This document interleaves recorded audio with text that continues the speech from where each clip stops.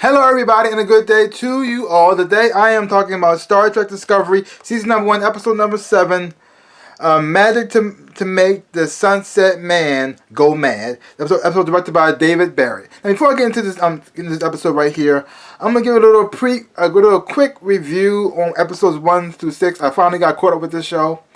And before I even go any further with that, I want to say from the start off, I never really watched Star Trek. I never really got into it. I think I've seen one season of Star Trek, and that was the one with Scott Bakula. I saw that one, and I never saw any of the movies, except for the recent ones with Chris Pine.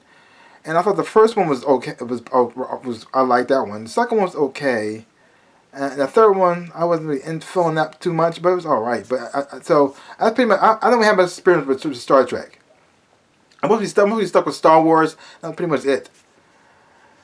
So watching this show, I don't know all the history and all that stuff like that. All I know is this thing is set before 10 years before Spock and Kirk in the Enterprise. It's 10 years. It's 10 years before that. And, yeah. So you're pretty much you're not following a captain. You're mostly following a character called Carmichael Brenham, who's played by Shaniqua Martin Green, and you're pretty much following her journey on the road to becoming exactly, I don't know what, but you're pretty much following her journey. And you see her from how she started off on one ship and how she ends up on this Discovery, of the things she goes through, the ups and the downs in her life, how she went from being a officer to a criminal and now she's working on a ship. And when the show was in the first couple episodes, I wasn't really quite into the show that much, because you're pretty much seeing a pattern going on. You see Michael, who sees something bad happening, and she told her captain. Her captain didn't agree with her, and so Michael takes things into her own hand and tries to take over the ship, which was bad. But then in the end, they lock Michael up because she's doing something. She did something awful. And then at the end, you find out that her plan was actually the right plan from the beginning, and that a lot of people died following the regular captain's plan. Like, her plan didn't work. Almost everybody died for it. And then when Michael and her ex-captain who passed away, who got killed, went on a mission to pretty much capture the leader of the Klingons, because they're having a war with the Klingons. The Klingons do not hate the whole Enterprise and the whole Federation thing, so they want to destroy them. They don't believe that whole thing with them coming in peace, so they want to just get rid of them. And so they went on board to get one of the leaders. Things didn't go well, and the captain ended up dying. And because of this, she gets blamed for pretty much everything, and she gets pretty much given to go to prison. Because she's the first, I guess you could say, I forgot what it's called now, but she's the first person who pretty much turned on her captain in the whole ship and tried to take over. And so that's what now instead of going to prison, she pretty much gets recruited by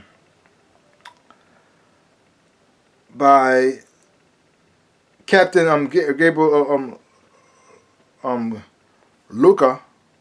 He takes her on the ship, on the Discovery. And you see her trying to pretty much regain the respect of everybody on the ship, and to pretty much find her way.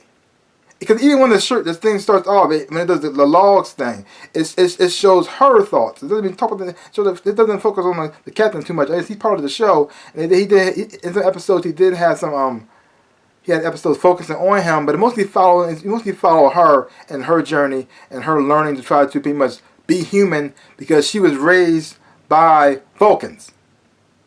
And turns out she's like the human sister of Spock, which came out of nowhere. I mean, they don't mention Spock having a sister that I ever heard of anywhere, a human sister.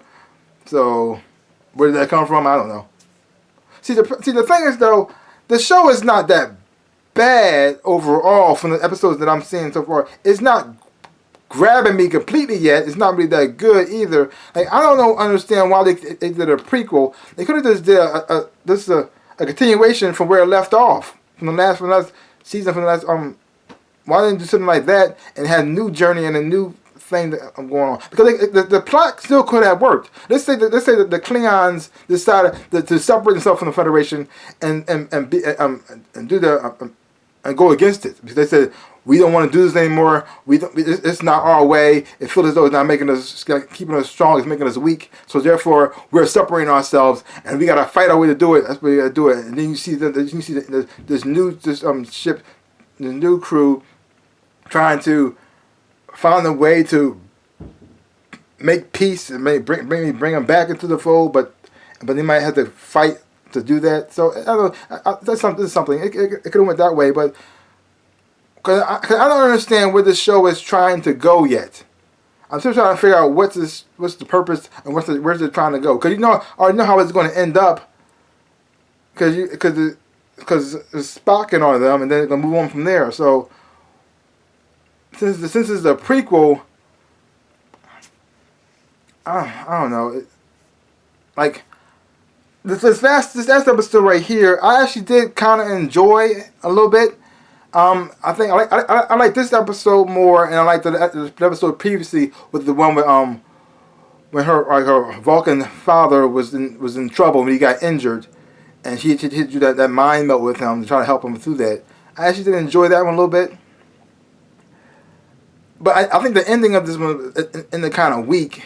But overall, I think it was enjoyable. The premise wasn't original. It was just that Mud got on the ship, took over the ship, and he stuck him in a temporal time loop, so they kept repeating it the same couple of hours over and over and over again until he learned everything about the ship so he could take it over. So he can steal the ship from the captain to get revenge on him so he can sell it to the Klingons. That was his whole plan. So he just kept repeating the same thing over and over again, learning everything he possibly can about the ship so he can fully take it over. But there was one part of the ship he just could not understand and could not figure out. And so that was the whole point of that was the whole premise of this episode right here. And I did enjoy Rainn Wilson on the show as Harry Mudd. I think he did a great job. It looked like he just hamming it up, having a good time, having fun.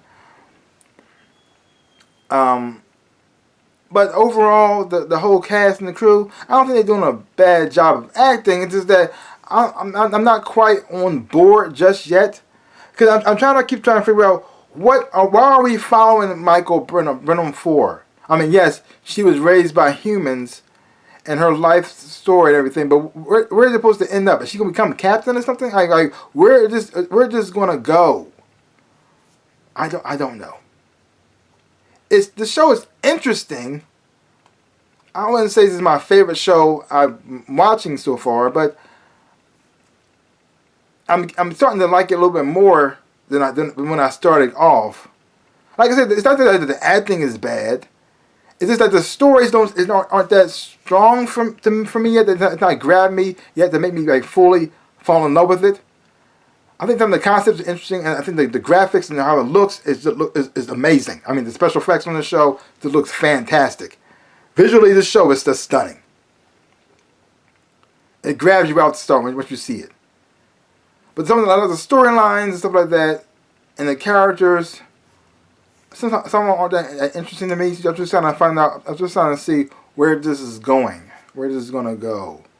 Is this all about Michael Burnham trying to become human, learning how to become human, but she learned from being on Vulcan for so long? Is this her trying to rise to be captain herself? Is that what the thing trying to do? Because the show focuses mostly on her, and even though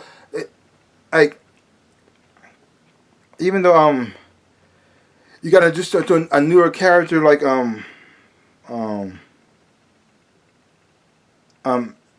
Ash Tyler, played by Shazad Latif, and it looks like they're gonna have a romantic relationship going between Michael and Ash. And you saw where he came from, because he was tortured on a Klingon ship for so long, and he got to meet the captain, and they managed to team up together to get free. So I actually did enjoy that episode too a little bit. That's the first time you also saw Rainn Wilson. He made his first appearance on the show. So I mean, the show I feel like it's getting better for me. It's improving, but it doesn't feel like it's quite there yet. But so overall, so far, this show is just like okay. It's not bad. It's not great. It's not mind-blowingly great, but it's all right. It's all right. Like if I give it a grade, So far, I'm just giving it a C. I mean, C's not that bad. It's passing, but it's just not enough to be great yet. Yeah. And like I said, I don't know anything about Star Trek at all. I'm just basing it on what I'm seeing from the series so far. So leave your comments down below. Let me know what you think about Star Trek Discovery. Are you on board or are you not? Are you enjoying the show? Leave your comments down below. If not, leave your comments down below. I want to hear that too. Well, that's pretty much all I gotta say about that. So give my channel a big like and thumbs up, boom, and subscribe to my channel and share. I really would appreciate it. Like I always say in my dreams and in my life, I am the Ninja Rabbit. Peace out, peoples.